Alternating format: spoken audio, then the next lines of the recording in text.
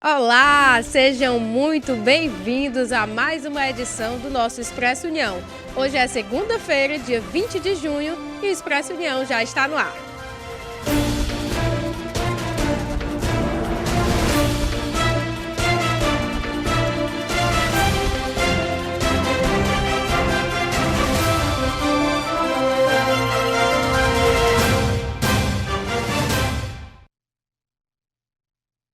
Jornal de hoje convidando você para acompanhar o nosso Expresso União de onde você estiver.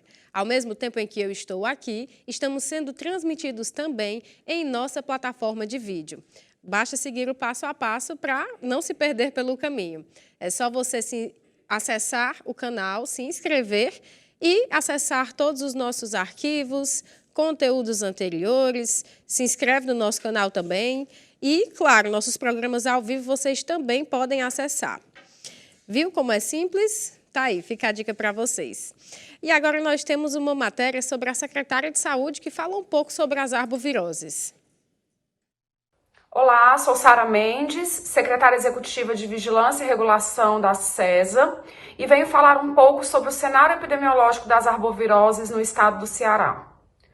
Até o dia 11 de junho, nós confirmamos aproximadamente 30 mil casos das 3 doenças, dengue, chikungunya e zika. O que chama a atenção é o volume de casos de chikungunya. Quase 50% dessas notificações são dessa doença.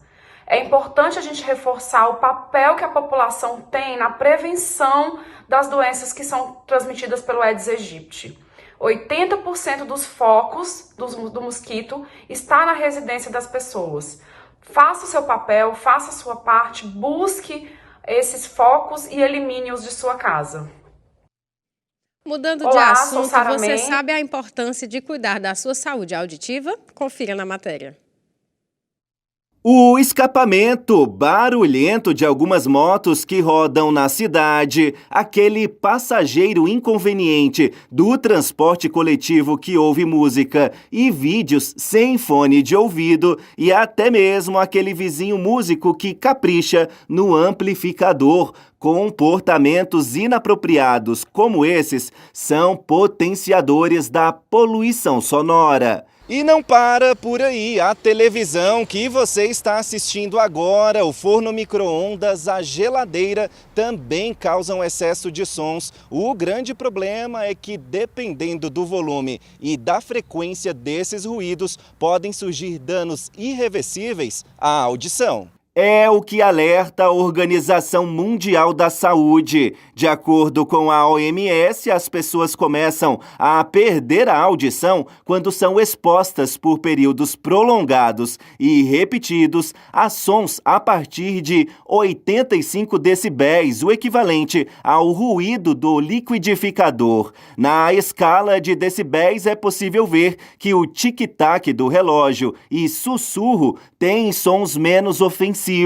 O aspirador de pó se aproxima do tolerável, já o barulho de shows, boates, bares, arma de fogo e fogos de artifícios são os mais ofensivos à saúde auditiva. Ainda segundo a OMS, a poluição sonora é considerada uma das que mais afeta o meio ambiente, perdendo apenas para a poluição do ar e da água. Para alguns ambientalistas europeus, já é considerada a forma mais prejudicial à saúde humana. Por isso, as leis sobre o assunto são importantes. No Brasil, a legislação sobre a poluição sonora cabe aos municípios, portanto, é função da prefeitura de cada cidade criar regras de silêncio e fiscalizar para que sejam cumpridas. Entre as leis federais está a Lei dos Crimes Ambientais de fevereiro de 1998.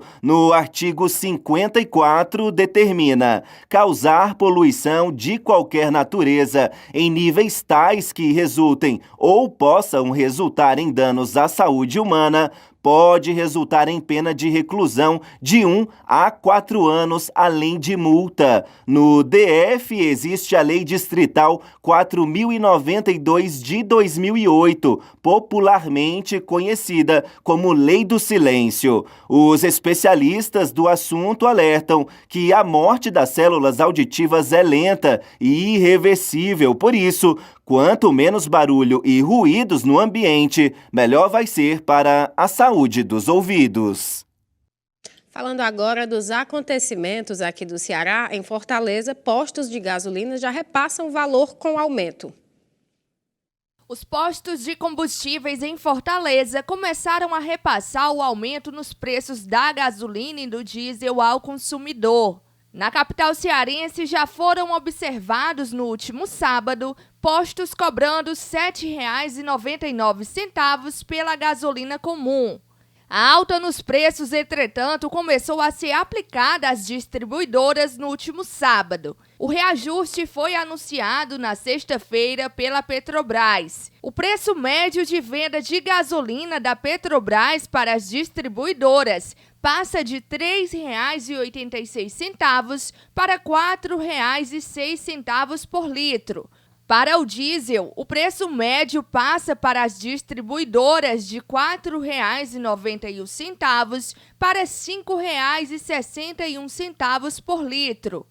Como o impacto só foi sentido no último sábado pelas distribuidoras, teoricamente não haveria motivo para que os postos já repassassem os aumentos aos consumidores, já que a gasolina em estoque foi comprada pelos estabelecimentos ainda pelo preço anterior. Na semana entre o dia 5 e 11 de junho, a gasolina em Fortaleza chegava ao preço máximo de R$ 7,99, de acordo com o levantamento da Agência Nacional do Petróleo. A pesquisa realizada em 101 postos da capital mostrou que apenas 4 deles cobravam acima de R$ 7,69 pelo combustível. Durante o fim de semana, aqui no Ceará, criminosos atacaram a Câmara Municipal de Itapajé e uma rádio local. Confira. Na madrugada do último domingo, um homem foi preso e um adolescente de 17 anos apreendido, suspeitos de atacar a Câmara Municipal de Itapajé, no interior do Ceará, e uma rádio local.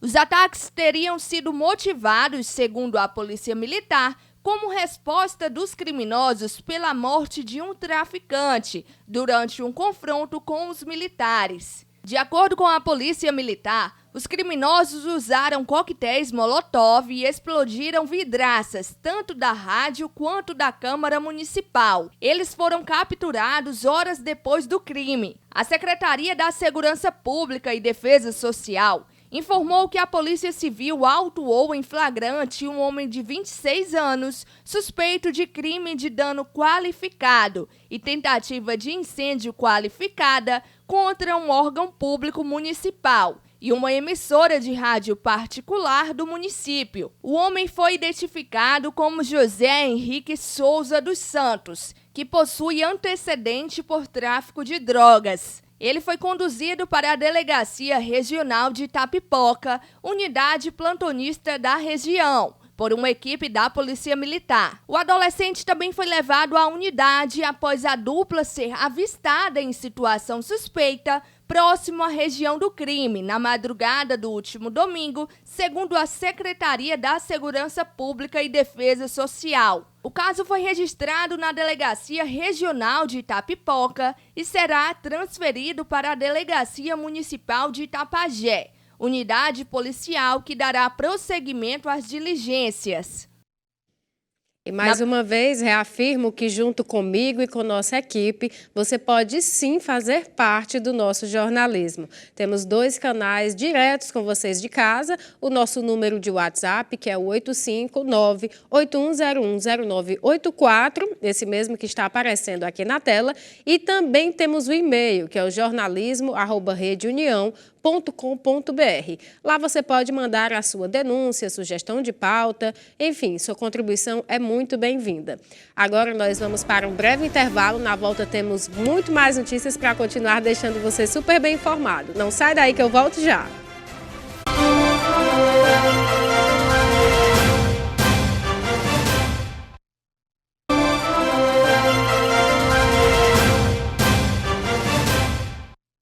Voltamos e já falando de política, pois tramita no Senado um projeto que prevê a avaliação da educação básica.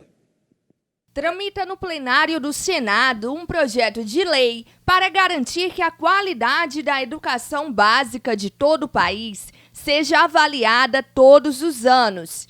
Caso seja aprovada, a proposta seguirá para análise da Câmara dos Deputados. De autoria da senadora Maria do Carmo Alves, o projeto de lei acrescenta um novo dispositivo à Lei de Diretrizes e Bases da Educação, obrigando a União a fazer anualmente exames e avaliações de aferição da qualidade do ensino, de todas as etapas da educação básica, assegurada assistência técnica aos estados e ao Distrito Federal para a realização de avaliações locais com a mesma periodicidade. Na justificativa da proposta, a autora afirma que a construção de uma cultura avaliativa dos programas e serviços oferecidos pela administração pública é apontada como um instrumento importante para a melhoria dos serviços prestados ao cidadão, pois o diagnóstico e a avaliação produzem dados capazes de nortear a gestão pública. A senadora explica que desde a década de 1990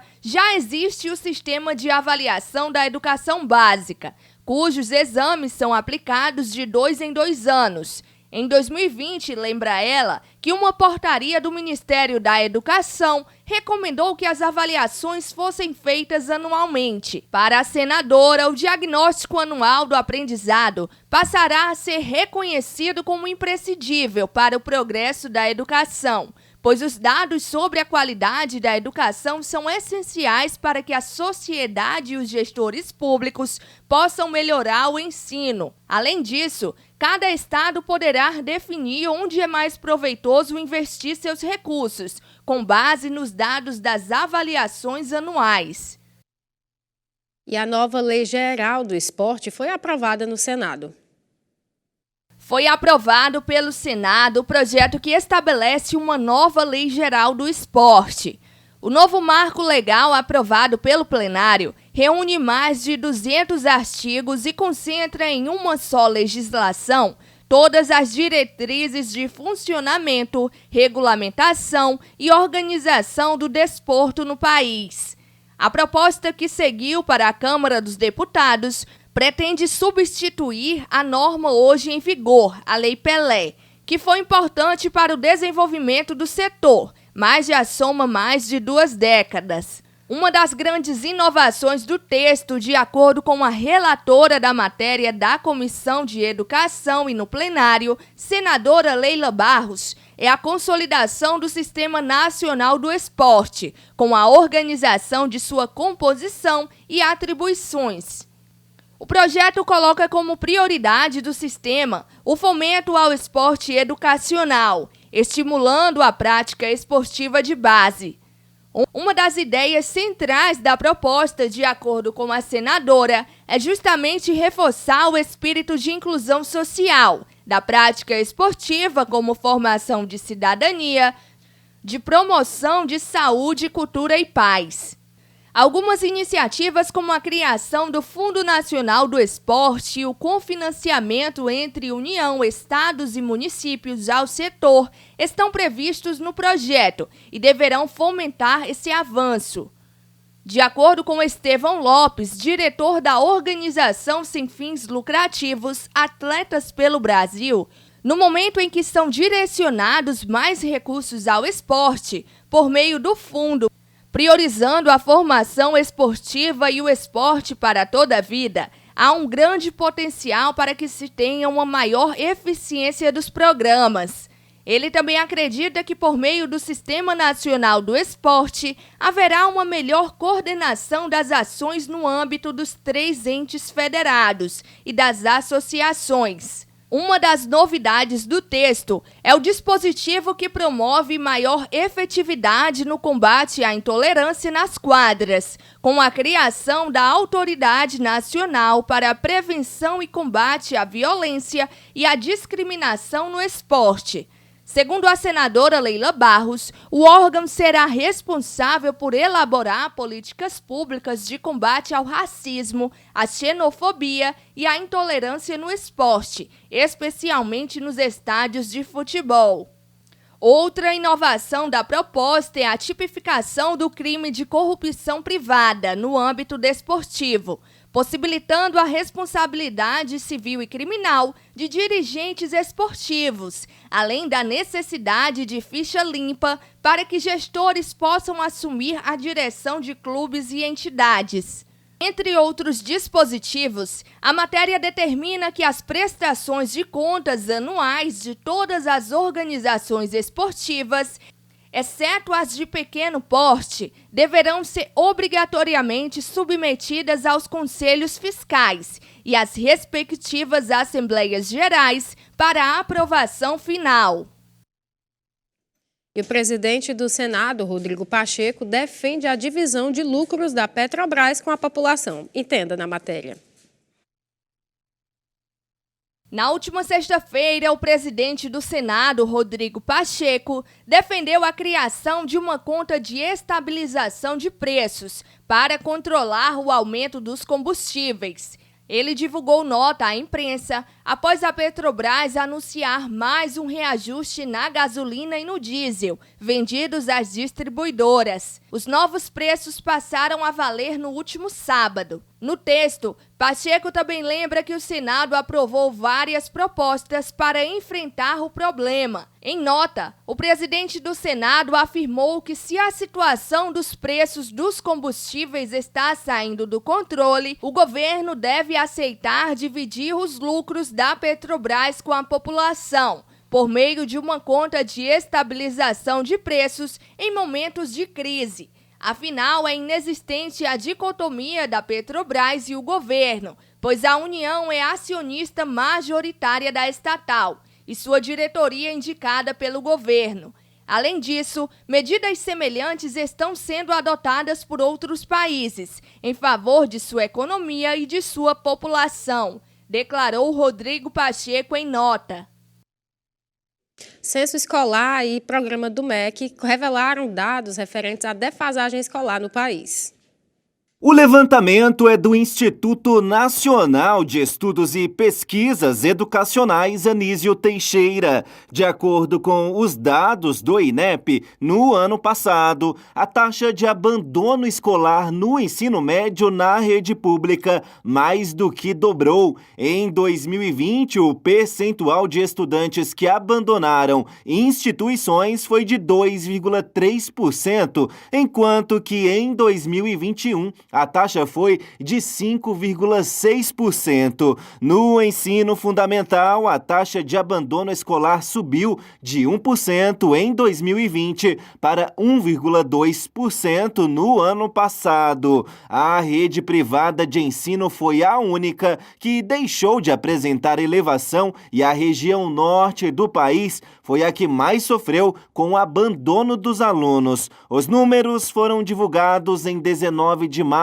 e integram o resultado final da segunda etapa do Censo Escolar da Educação Básica 2021. A primeira fase foi divulgada no início do ano. O Ministério da Educação também divulgou dados preocupantes que alertam sobre a defasagem da educação no país. Um teste aplicado pela primeira vez em 2021 revelou que estudantes do ensino médio acertaram acertaram apenas 27% das questões de matemática básica. Os números também foram divulgados em 19 de maio. Ao todo, mais de 3 milhões de alunos da rede pública e privada foram submetidos à avaliação. O teste foi aplicado pela primeira vez no ano passado. Com relação à língua portuguesa, os avaliados acertaram 57% das questões relacionadas ao tema. Já nas questões que diferenciam fato e opinião, o nível de acerto foi de apenas 50%. E o consumo de energia elétrica teve uma nova alta em grandes empresas e uma pequena redução em lares domésticos. Segundo a Câmara de Comercialização de Energia Elétrica, o consumo de energia teve nova alta de 1,2% em maio em relação ao mesmo mês em 2021, com uma demanda acima de 63 mil megawatts médios. O percentual marca o quarto mês consecutivo de crescimento. Cerca de 37% serviu à indústria e às grandes empresas, como shoppings e rede de varejo. A demanda desse segmento subiu quase 6% ante o mesmo período do ano passado. Já nas pequenas e médias empresas, comércios e residências, o consumo caiu 1,3%. A Câmara de Comercialização de Energia Elétrica atribui a variação à frente fria da segunda quinzena de maio. Maior fonte de geração, as hidrelétricas produziram quase 50 mil megawatts médios, 11% acima do ano passado. As usinas solares, por sua vez, tiveram maior crescimento, 53% em geração. Só as termoelétricas tiveram redução em geração, com queda de 37% no volume produzido. O Conselho Nacional de Justiça aumenta o uso de inteligência artificial nos tribunais. O Conselho Nacional de Justiça concluiu que houve um aumento no número de projetos de inteligência artificial no Judiciário brasileiro. De acordo com pesquisa divulgada pelo Conselho, houve um aumento de 171% em relação ao mesmo levantamento realizado no ano passado. O número de projetos desenvolvidos ou em desenvolvimento passou de 41 para 111.